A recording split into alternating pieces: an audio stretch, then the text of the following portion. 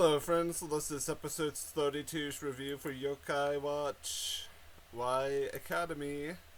Even a cat can be a hero when aliens are appearing. I'm trying to make these intros kinda catchy and I don't think it's working after that one. But that one was sponsored by sleep deprivation, aka I'm operating off of less than optimal sleep. This episode was called The Case of the Infinitely Multiplying Silver Aliens, or Gen Iro no Uchujin Mungen Zoshoku Shiken. This episode was supposed to be the one that would reset the pacing, that was reset by the Thanos Komamama episode. Does this episode do a good job at resetting it? Kind of. This episode is not perfect, I'm going to say that right away, but it's not a horrible episode at all. That's my initial opinion. The reason why the initial opinion is important is tons of stuff is starting to come to the surface here. This episode starts off in space. Also, Nayu doing a little curtsy is probably one of the cutest things I think I've seen in the series. Like, guys, you got to admit, her actually not acting smug and cocky while doing this little, it's like when someone's bowing. But we're introduced to basically the real threat. Ash was right. Nayu is basically fodder. Like, not fodder, but she's enough fodder that the word fodder is going to be used for her. We were introduced to, I think it's Mazera and Ringo, like two of these big dominant aliens. We were also introduced to the fact that I believe he's just called Dober. All I know is KJ seems to really love him. I mean, he has a very sleek looking design. I didn't notice anything wrong animation wise.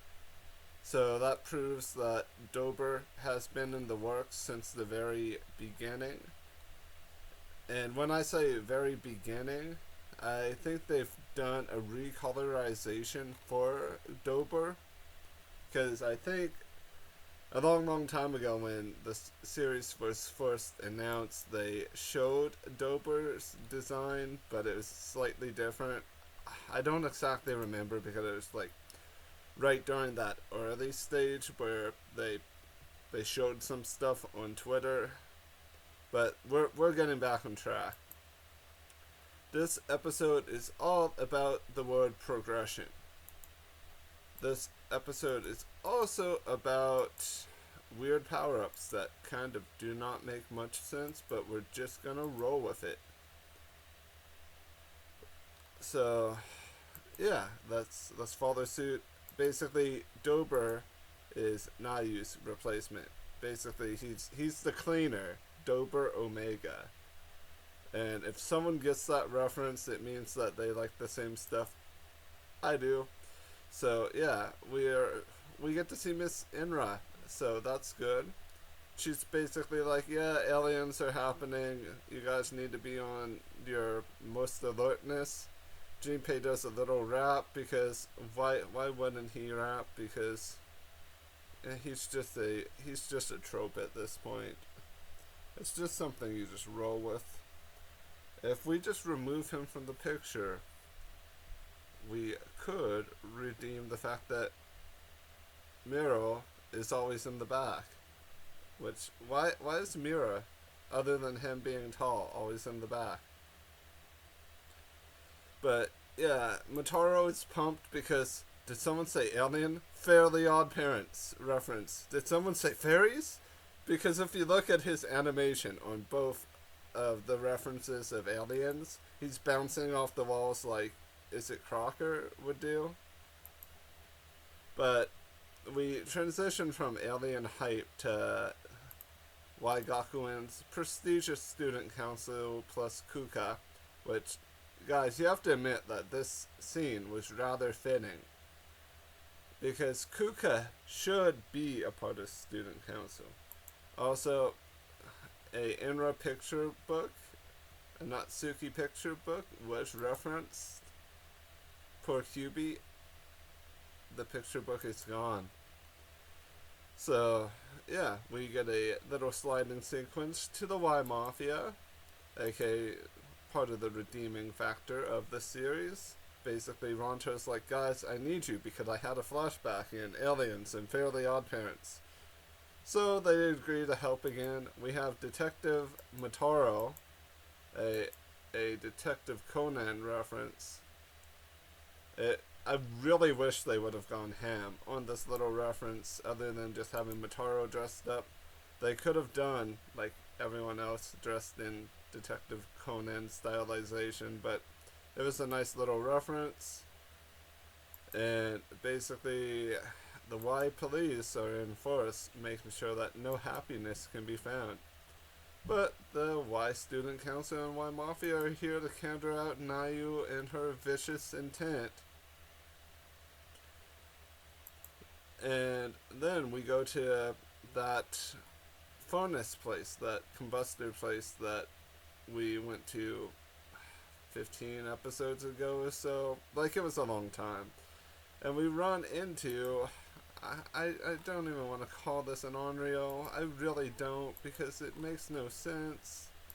It really makes no sense. Like, if someone can make sense out of whatever this is, like this mecha. It's basically a mecha T-Rex. I think it's ZOROZORO Droid. Yeah, ZOROZORO Droid. But yeah, it's basically a Zoid. But we have Mecha Shishio because why be innovative when you can just make something mecha? It seems to work for other series.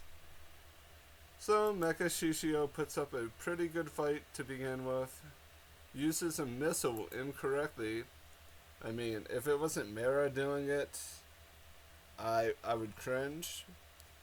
But Mera using a missile as a katana, it just makes sense because the series has him running on like 2 intelligence or 3 intelligence, and he did not pass that D&D intelligence check right there. Mira, what should he do? Throw the missile, launch the missile, or use it as a sword? I'm gonna use it as a sword, brother. But Mira was kind of fodderized in Mecha Shishio form. So QB Senpai and Wild Boy did the real work. They unloaded on the ZOROZORO Droid and it was defeated. It tried to come back, but it was countered by Sky Snaker, and can't remember which form this is. My brain is not operating correctly, guys. Lack of coffee. DS Galaxy.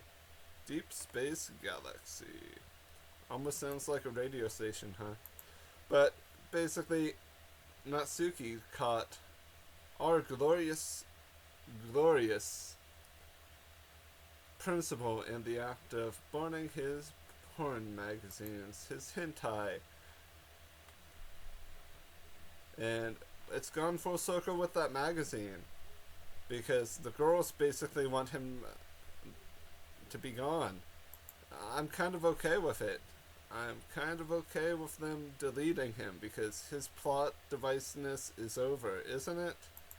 Like, poor little Nina is the one who has gotten the one that he wants the most. Like, the end of this episode makes me happy. Like, the look on Nina, Fubuki, and Natsuki's face when they're looking down upon him. He is a cockroach. But we get a new medal that I don't know if this one even matters, but it's the ZOROZORO Droid. as the little robot toes. But the science team has been assembled, and Kuka was united with them there. So I guess we are building the lab. Dober looks over the city, and our glorious principal tries to look at his thumb drive or flash drive with his viewing material on it. And surprise, surprise, it's not there. Someone intelligent had actually removed it, or he wasn't smart enough to actually download the stuff. Gotta love when conflicts like resolve themselves. Now poor little Emma doesn't have to walk in on her papa viewing something he should not be viewing at work, period.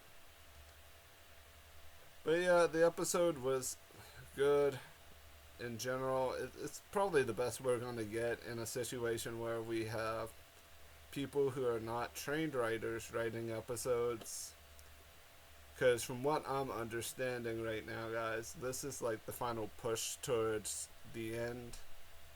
When I say final push, we probably have 30 episodes. And that's even probably being generous. Like, this concept could go on for about 100 episodes if they do not put filler in awkward places. So, yeah, how exactly do I rate this episode? It's probably a 4 minus some stuff.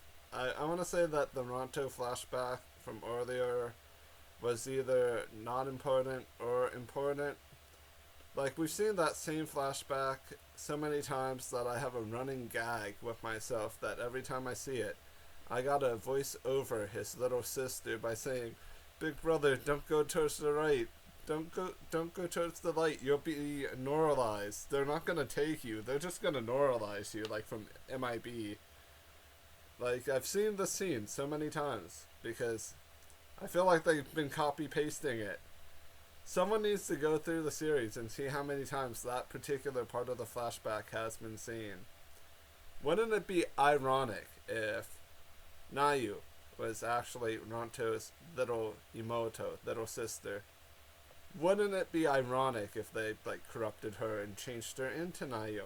That would partially explain the fact that she is there, other than being sent here to the Y Gakuen or Y Academy. But yeah, that's it for the episode review. Have a fantastic morning, afternoon, and or evening. If liking and subscribing and commenting is something that you do, please go right ahead and do so. I appreciate you all. I'm out of here. Bye bye.